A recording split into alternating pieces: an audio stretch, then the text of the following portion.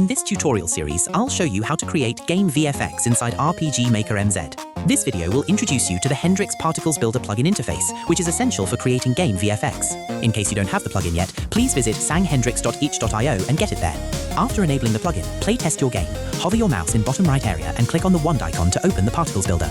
You'll see the builder here with 3 columns. Particle layers is to design multiple particles. Emitter properties is to control the spawning point of particles. And particle properties are to control the behavior of the particles. Don't care about the meaning of those things right away. You'll eventually get it when you play with it. Let's click on the blank paper icon to create a new project and create a new layer. Once there's a layer, you can preview your effects in your game area. You can click on player or any event to see how the particle behaves on those targets. Let's dive deep into particle properties. In Scale panel, you can control the size of the particles. Birth and death is the size of a particle when it's spawned and destroyed.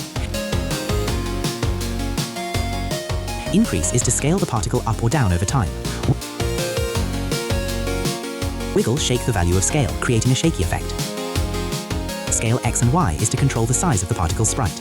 In Color panel, you control the color of the particles. You'll see 3 color boxes: birth, mid, death.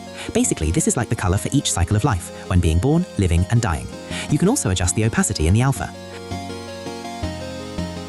Blend mode is blend mode.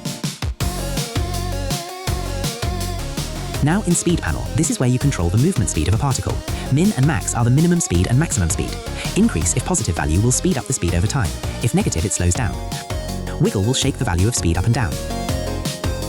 In physics, currently we have gravity and direction. Treat this like wind. You want it to blow to which direction, the particle will fly to that direction. In Rotation panel, you'll think it doesn't work, but that's because our particle is a perfect circle. So what I'm going to do is load a texture sprite for the particle. You can load your own texture, of course, but I'll choose from the presets. This sparkling texture should do it, and as you can see, particles are rotating now.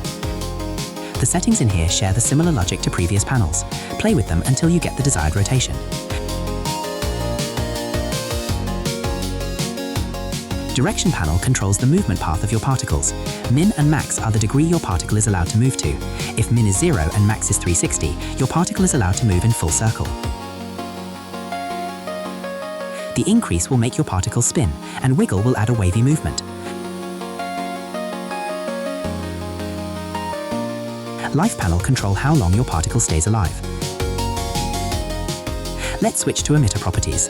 Frequency is how fast it'll spawn particles.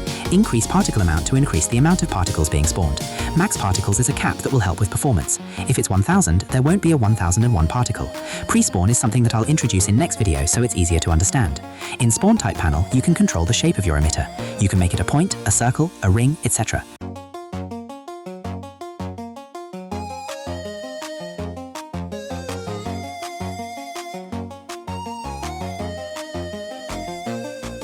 You'll also see a burst, which will spawn all particles at once and never again. It's good for non-loop effects. Trail panel add trail to your particle. Be cautioned when using this because it could decrease performance. The longer the trail and the smaller the spacing, the more power it demands from your device. Similar to glow, it also consumes more power if you make the radius too big.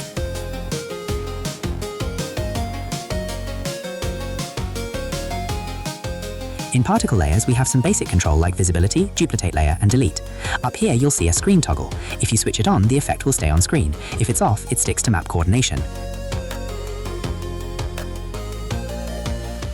Click Save Particle Effects to save your effects to the library for later use. I name our effect Ha Ha Ha, so in library, you'll see a Ha Ha Ha effect right here. When you select an effect in library, it'll load to the builder. Now here's how to call the effects you saved. I'll call command Show Particle Effect. Write down the VFX name from library and select a target to display on. You can make the effect always stay on the target regardless of changing maps by making persists to true.